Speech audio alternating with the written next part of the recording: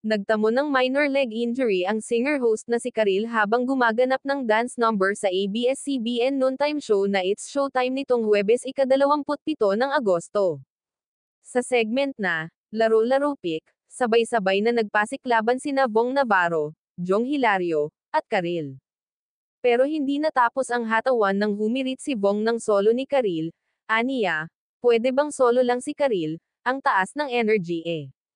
Game na game namang sumalang si Karil, ngunit ilang sandali lang ay napaupo ito matapos makaramdam ng matinding sakit sa paa. Noong una, natatawa ang mga co-host na sina Jong Hilario at Vong Navarro, na inaakalang bahagi lang ito ng kanyang pag-arte, ngunit mabilis na nag-shift ang kanilang mood nang mapagtantong nasaktan siya ng totoo at agad rin nila itong inalalayan. Nagbiro pa si Karil habang pinakakalma ang live audience. Ani nito, "Some obra, madlang people. Gamanon yung buto ko. Ang hirap pala humataw." Mabilis ding rumspondi si Ryan Bang sa entablado at tinulungang ihangat ang paa ni Karil upang maibsan ang sakit at mabawasan ang pamamaga, bago tumawag ng isang medic para magbigay ng tamang tulong. Samantala, nag-alala ang fans at netizens na agad nagpaabot ng suporta at panalangin para sa mabilis na paggaling ni Karil.